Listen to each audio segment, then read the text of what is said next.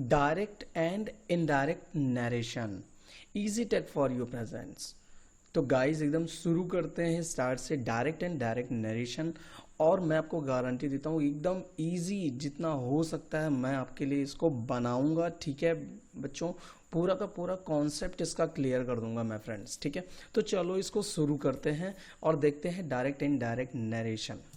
यहाँ पे सबसे पहले मैं आपको बताऊं तो सबसे पहले हमको कॉन्सेप्ट अपना क्लियर करना है, क्योंकि कॉन्सेप्ट अगर क्लियर रहेगा तो कभी भी बच्चों गड़बड़ी होने के चांसेस नहीं रहेंगे फ्रेंड्स, ठीक है। क्योंकि कई बार प्रॉब्लम्स हो जाती है बिना कॉन्सेप्ट के, अगर आप रूल्स को रटते हैं तो आपको बहुत ज़्यादा प्रॉब्लम हो जानी है, ठीक है। तो चलो कॉन्सेप्ट को समझते हैं। देखिए, बातचीत जो होती है हमेशा दो या दो से अधिक लोगों के बीच में होती है, ठीक है। तो आपने अगर अपने दोस्तों से बात किया, देखिए आप देखिए फ्रेंड्स, जब आप किसी से बात करते हैं, अपने फ्रेंड सर्कल में बात करते हैं या क्लास रूम में आपने बात की होगी लंच में, तो आपने देखा होगा कई बार क्या होता है कि आप बोलते हैं तो 3-4 लोग होते हैं वो सुनते हैं, या ऐसा होता है कि आप अपने फ्रेंड से अकेले में बात करते हैं तो आप बोलते हैं तो आपका दोस्त सुनता है। तो यही चीज़ मैंने यहाँ पे एक्सप्लेन की है कि बातचीत जो होती है, मतलब कन्वर्सेशन जो होता है, वो हमेशा दो या दो से अधिक व्यक्तियों के बीच में होता है, ठीक है। उनमें एक कहने वाला होता है तो उसको हम स्पीकर बोलेंगे, ठीक है। स्टूडेंट्स यहाँ पे ध्यान दीजिएगा फ्रेंड्स कि यहाँ पर जो बोल रहा है, जो स्पीकर है, उसे स्पीकर बोलेंगे, बोलने वाला, ठीक है। और जो अन्य सुनने वाले होते हैं। तो ये कॉन्सेप्ट आपका क्लियर हो गया कि आपको ये ध्यान रखना है डायरेक्ट एंड इनडायरेक्ट नरेशन में कि बातचीत हमेशा या तो दो लोगों के बीच में होगी या दो से अधिक व्यक्तियों के बीच में होगी। तो जो उसमें बोलने वाला होता है उसी को हम स्पीकर कहते हैं, और जो दूसरे होते हैं वो लिसनर होते हैं, सुनने वाले होते हैं। ये बात तो एकदम क्लियर हो गई। अगर क्लियर हो गई तो आगे बढ़ते हैं, ठीक है। वीडियो को लाइक कर दीजिएगा बच्चों, वीडियो को लाइक कर दीजिएगा फ्रेंड्स। अगर आपको ये वीडियो अच्छी लग रही है बिना लाइक किए बिल्कुल मत जाइएगा, वीडियो के एंड तक बने रहिएगा।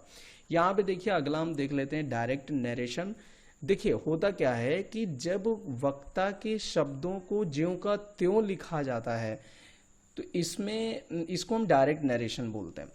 इसमें कहे हुए वाक्य को हम दोहरा अवतरण चिन्ह, यहाँ पे आपको ये जो ये इस तरह का शाइन यहाँ पर बना हुआ दिख रहा होगा, इसको हिंदी में बच्चों दोहरा अवतरण चिन्ह के नाम से जानते हैं, ठीक है फ्रेंड्स।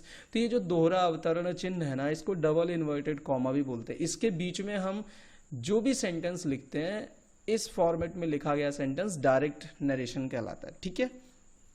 ये चीज समझ लीजिएगा। यहाँ पे देखिए एग्जाम्पल मैंने दे रखा है समझाने के लिए। ये डायरेक्ट नरेशन का फॉर्मेट है। जब भी डायरेक्ट नरेशन आपके सामने अपीयर होगा, आएगा, तो उसका फॉर्मेट कुछ यूं रहेगा। जैसे देख लीजिए, ये एग्जाम्पल है, the teacher said to Mahesh, फिर कॉमा, फिर डबल इन्वर्टेड कॉमा बिगिन। तो यहाँ पे यू आर माई स्टूडेंट, फिर full stop, then inverted comma close. तो यहाँ पे आपको ये ध्यान देना है कि ये जो टीचर है, ये जो टीचर है, द टीचर, ये स्पीकर है क्योंकि ये बोल रहा है। और इसने बोला क्या है, इसने इतनी वर्ड को, इतने शब्दों को बोला, यू आर माई स्टूडेंट, इतने वर्ड्स को इसने बोला है, टीचर ने कहा है, ठीक है। अध्यापक बोले हैं यू आर माई स्टूडेंट, तो ये टीचर का सेंटेंस हो गया, टीचर का वाक्य हो गया। इसको हमने क्या किया, डबल इन्वर्टेड कॉमा में रख दिया। इसीलिए ये पूरा फॉर्मेट, मतलब द टीचर से लेके स्टूडेंट तक, ये फॉर्मेट स्टूडेंट्स, ये फॉर्मेट दोस्तों, ये क्या कहलाता है, डायरेक्ट नरेशन कहलाता है। क्लियर, आगे बढ़ते हैं। यहाँ पे एक चीज मैं आपको समझा दूं कि ये जो पार्ट है, the teacher said to Mahesh you are my students में, ये जो पार्ट है ये दो हिस्सों में मुख्यतः बंटता है। ये जो पूरा सेंटेंस है इसको हम दो भागों में बांटेंगे अध्ययन की दृष्टि से, स्टडी के लिए, ताकि ये आसानी से कॉन्सेप्ट आपके दिमाग में एकदम फिट हो जाए। इसीलिए तो कह रहा हूँ वीडियो को स्किप मत करना, मैं आपके दिमाग के अंदर इसको एकदम सेटिंग्स इसकी जो है सेट कर दूंगा, ठीक है। तो चलिए देखते हैं। यहाँ पे देखो रिपोर्टिंग स्पीच है। रिपोर्टिंग स्पीच में कितना शामिल होता है, देखिए the teacher said to Mahesh, इतना जो है आपका रिपोर्टिंग स्पीच के अंतर्गत शामिल किया जाता है, ठीक है। द रिपोर्टिंग स्पीच में क्या आता है, the teacher said to Mahesh, यहां तक का। और दूसरा जो इसका पार्ट है वो है रिपोर्टेड स्पीच का, ठीक है। क्या है, रिपोर्टेड स्पीच का। और रिपोर्टेड स्पीच में जो शामिल किया गया है यू आर माई स्टूडेंट, ये क्या है आपका रिपोर्टेड स्पीच के अंतर्गत है, ठीक है, ये जो है आपका रिपोर्टेड स्पीच कहलाता है इतना, यू आर माई स्टूडेंट्स। और रिपोर्टिंग स्पीच जो है the teacher said to Mahesh, यहाँ तक का क्या कहलाता है, रिपोर्टिंग स्पीच कहलाता है। एक चीज मैं आपको यहाँ पे थोड़ा सा बारीकी और मैं एक बात बता दूं फ्रेंड्स, कि यहाँ पे देखिए ये एक कॉमा लगा हुआ है, ये लगता है जब डबल इन्वर्टेड कॉमा बिगिन होना होता है और जहाँ पे ये रिपोर्टिंग स्पीच खत्म हो रहा है, ये महेश इस मतलब ये जो कॉमा है ना, ये मीडिएटर का काम करता है, ये रिपोर्टिंग स्पीच को रिपोर्टेड स्पीच से अलग कर देता है, सेपरेट कर देता है। क्लियर, आगे बढ़ते हैं। यहां तक का कॉन्सेप्ट आपको अच्छे से समझ में आ गया हो फ्रेंड्स, मैं बिल्कुल, मुझे पता है आपको ये समझ में आ रहा होगा। चलिए आगे बढ़ते हैं। यहाँ पे देखिए अगला जो हम समझने वाले हैं वो ये है, the teacher said to Mahesh you are my students. अब इस सेंटेंस में हम रिपोर्टिंग स्पीच के पार्ट्स को समझ लेते हैं। तो रिपोर्टिंग स्पीच के पार्ट्स जैसे कि मैंने यहाँ पे हाईलाइट पहले से ही कर रखा है, the teacher said to Mahesh, ये आपका रिपोर्टिंग स्पीच है। इस रिपोर्टिंग स्पीच में भी कुछ इसके मेन पार्ट्स होते हैं। कौन कौन से मेन पार्ट्स हैं देख लेते हैं। सबसे पहला आता है सब्जेक्ट, ठीक है। सब्जेक्ट क्या है इसमें, द टीचर।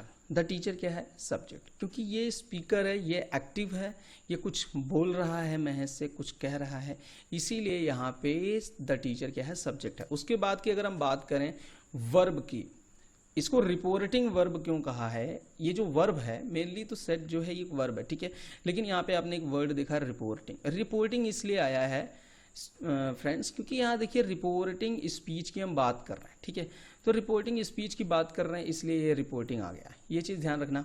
तो इसको भी हम रिपोर्टिंग सब्जेक्ट कह सकते हैं, वर्ब को रिपोर्टिंग वर्ब कहते हैं। और एक आता है ऑब्जेक्ट, तो इसको भी हम क्या बोल सकते हैं, रिपोर्टिंग ऑब्जेक्ट बोल सकते हैं, लेकिन इसे सामान्यतः हम जनरली क्या है, ऑब्जेक्ट ही बोलते हैं।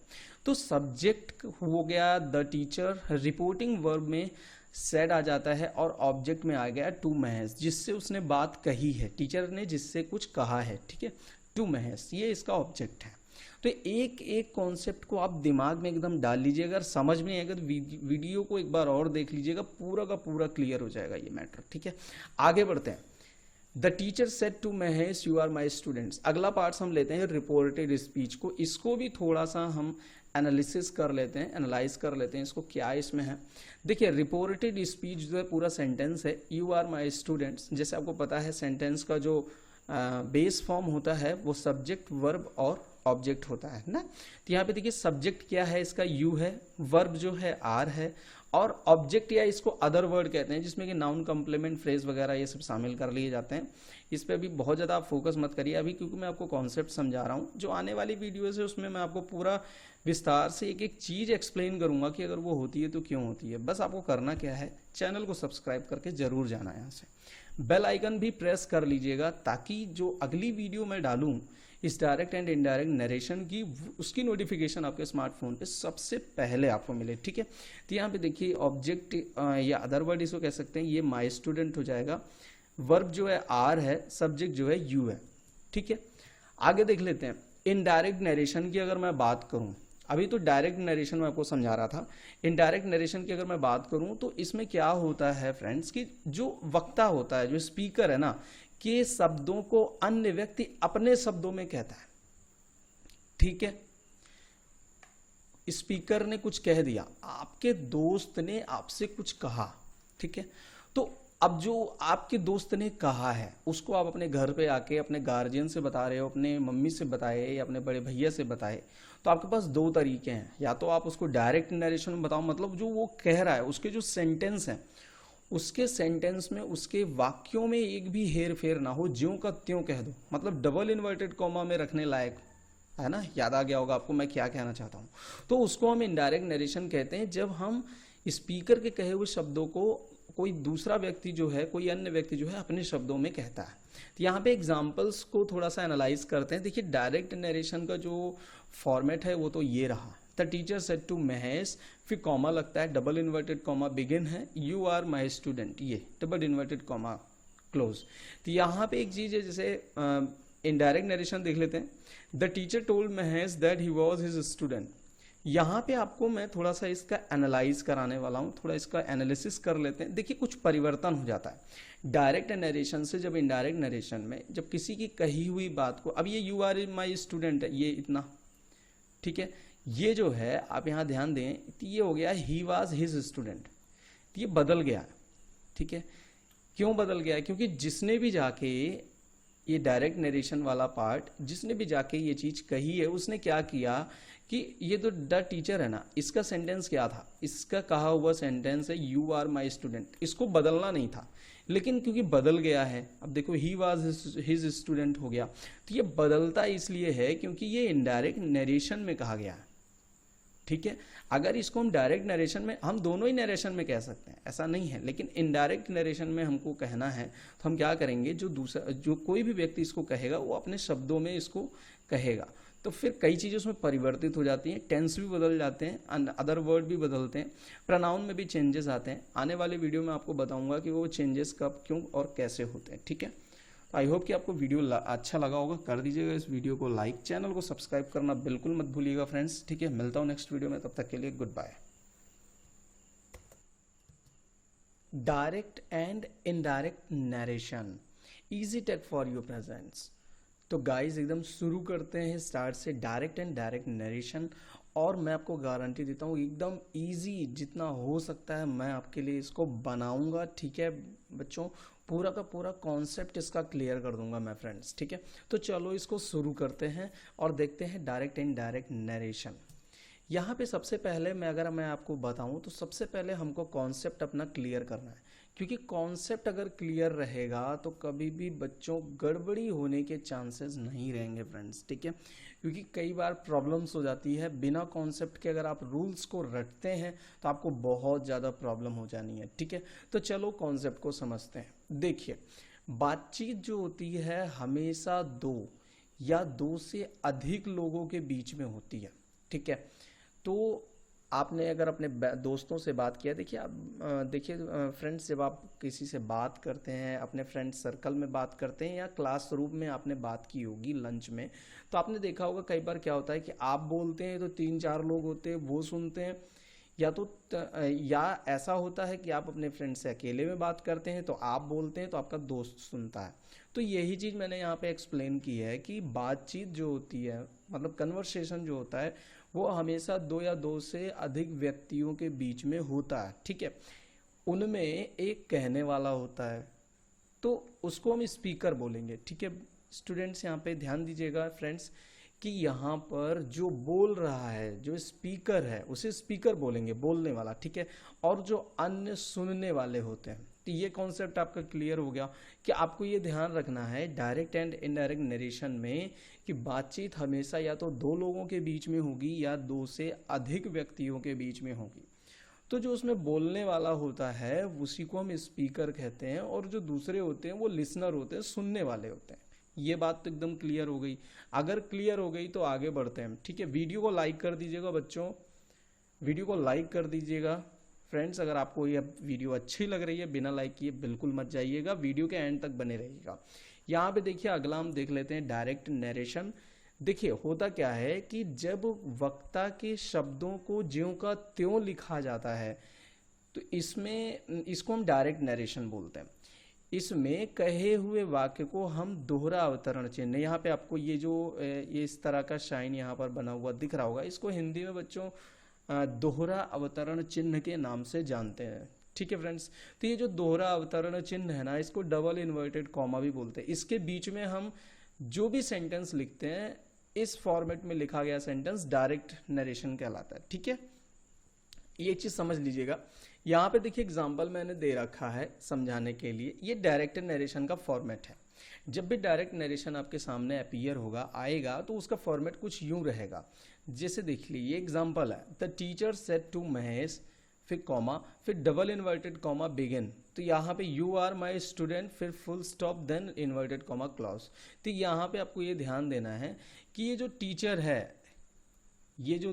है, द टीचर, ये स्पीकर है क्योंकि ये बोल रहा है, और इसने बोला क्या है, इसने इतनी वर्ड को, इतने शब्दों को बोला, यू आर माई स्टूडेंट, इतने वर्ड्स को इसने बोला है, टीचर ने कहा है, ठीक है। अध्यापक बोले हैं यू आर माई स्टूडेंट, तो ये टीचर का सेंटेंस हो गया, टीचर का वाक्य हो गया। इसको हमने क्या किया, डबल इन्वर्टेड कॉमा में रख दिया। इसीलिए ये पूरा फॉर्मेट, मतलब द टीचर से लेके स्टूडेंट तक, ये फॉर्मेट स्टूडेंट्स, ये फॉर्मेट दोस्तों ये क्या कहलाता है, डायरेक्ट नरेशन कहलाता है। क्लियर, आगे बढ़ते हैं।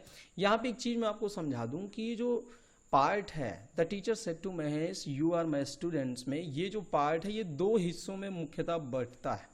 ये जो पूरा सेंटेंस है इसको हम दो भागों में बांटेंगे अध्ययन की दृष्टि से, स्टडी के लिए, ताकि ये आसानी से कॉन्सेप्ट आपके दिमाग में एकदम फिट हो जाए। इसीलिए तो कह रहा हूँ वीडियो को स्किप मत करना, मैं आपके दिमाग के अंदर इसको एकदम सेटिंग्स इसकी जो है सेट कर दूंगा। ठीक है, तो चलिए देखते हैं। यहाँ पे देखो रिपोर्टिंग स्पीच है।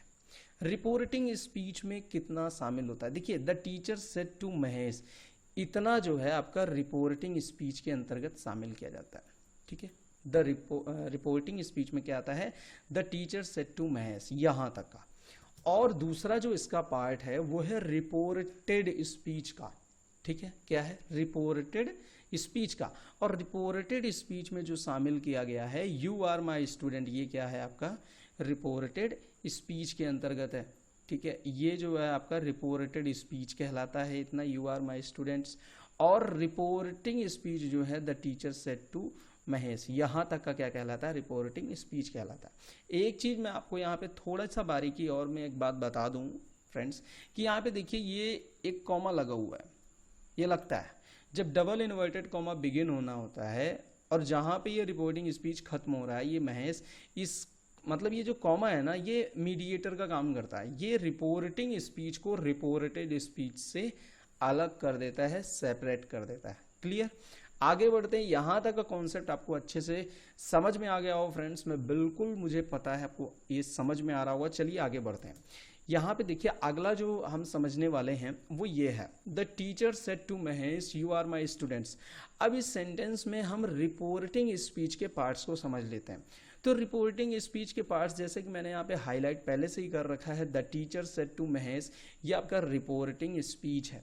इस रिपोर्टिंग स्पीच में भी कुछ इसके मेन पार्ट्स होते हैं। कौन कौन से मेन पार्ट्स हैं देख लेते हैं। सबसे पहला आता है सब्जेक्ट। ठीक है, सब्जेक्ट क्या है इसमें, द टीचर। द टीचर क्या है, सब्जेक्ट, क्योंकि ये स्पीकर है, ये एक्टिव है, ये कुछ बोल रहा है महेश से, कुछ कह रहा है, इसीलिए यहाँ पे द टीचर क्या है, सब्जेक्ट है। उसके बाद की अगर हम बात करें वर्ब की, इसको रिपोर्टिंग वर्ब क्यों कहा है, ये जो वर्ब है मेनली तो सेट जो है ये वर्ब है। ठीक है, लेकिन यहाँ पे आपने एक वर्ड देखा रिपोर्टिंग। रिपोर्टिंग इसलिए आया है फ्रेंड्स क्योंकि यहाँ देखिए रिपोर्टिंग स्पीच की हम बात कर रहे हैं। ठीक है, तो रिपोर्टिंग स्पीच की बात कर रहे हैं इसलिए ये रिपोर्टिंग आ गया, ये चीज़ ध्यान रखना। तो इसको भी हम रिपोर्टिंग सब्जेक्ट कह सकते हैं, वर्ब को रिपोर्टिंग वर्ब कहते हैं।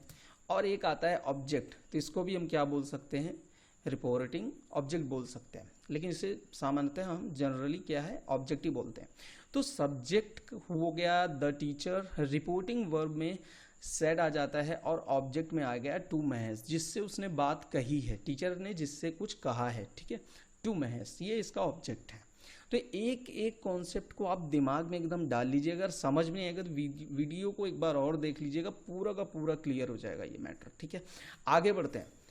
The teacher said to Mahesh you are my students, अगला पार्ट हम लेते हैं रिपोर्टेड स्पीच को। इसको भी थोड़ा सा हम एनालिसिस कर लेते हैं, एनालाइज कर लेते हैं इसको, क्या इसमें है। देखिए रिपोर्टेड स्पीच जो है पूरा सेंटेंस है, यू आर माई स्टूडेंट्स। जैसे आपको पता है सेंटेंस का जो बेस फॉर्म होता है वो सब्जेक्ट वर्ब और ऑब्जेक्ट होता है ना। तो यहाँ पे देखिए सब्जेक्ट क्या है इसका, यू है, वर्ब जो है आर है, और ऑब्जेक्ट या इसको अदर वर्ड कहते हैं जिसमें कि नाउन कॉम्प्लीमेंट फ्रेज वगैरह ये सब शामिल कर लिए जाते हैं। इस पे अभी बहुत ज़्यादा आप फोकस मत करिए अभी, क्योंकि मैं आपको कॉन्सेप्ट समझा रहा हूँ। जो आने वाली वीडियोज़ है उसमें मैं आपको पूरा विस्तार से एक एक चीज़ एक्सप्लेन करूँगा कि अगर वो होती है तो क्यों होती है। बस आपको करना क्या है, चैनल को सब्सक्राइब करके ज़रूर जाना है, यहाँ से बेल आइकन भी प्रेस कर लीजिएगा, ताकि जो अगली वीडियो मैं डालूँ इस डायरेक्ट एंड इनडायरेक्ट नरेशन की, उसकी नोटिफिकेशन आपके स्मार्टफोन पे सबसे पहले आपको मिले। ठीक है, तो यहाँ पे देखिए ऑब्जेक्ट या अदर वर्ड इसको कह सकते हैं, ये माई स्टूडेंट हो जाएगा, वर्ब जो है आर है, सब्जेक्ट जो है यू है। ठीक है, आगे देख लेते हैं। इनडायरेक्ट नरेशन की अगर मैं बात करूँ, अभी तो डायरेक्ट नरेशन में आपको समझा रहा था, इनडायरेक्ट नरेशन की अगर मैं बात करूं तो इसमें क्या होता है फ्रेंड्स कि जो वक्ता होता है, जो स्पीकर है ना, कि शब्दों को अन्य व्यक्ति अपने शब्दों में कहता है। ठीक है, स्पीकर ने कुछ कह दिया, आपके दोस्त ने आपसे कुछ कहा, ठीक है, तो अब जो आपके दोस्त ने कहा है उसको आप अपने घर पे आके अपने गार्जियन से बता रहे हो, अपने मम्मी से बताए या अपने बड़े भैया से बताए, तो आपके पास दो तरीके हैं। या तो आप उसको डायरेक्ट नरेशन में बताओ, मतलब जो वो कह रहा है उसके जो सेंटेंस हैं, उसके सेंटेंस में उसके वाक्यों में एक भी हेर फेर ना हो, ज्यों का त्यों कह दो, मतलब डबल इन्वर्टेड कॉमा में रखने लायक, है ना। याद आ गया होगा आपको मैं क्या कहना चाहता हूँ। तो उसको हम इनडायरेक्ट नरेशन कहते हैं, जब हम स्पीकर के कहे हुए शब्दों को कोई दूसरा व्यक्ति जो है, कोई अन्य व्यक्ति जो है अपने शब्दों में कहता है।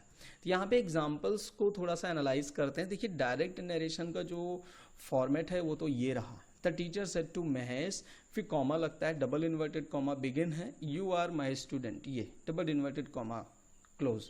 तो यहाँ पे एक चीज है, जैसे इनडायरेक्ट नरेशन देख लेते हैं। The teacher told Mahesh that he was his student.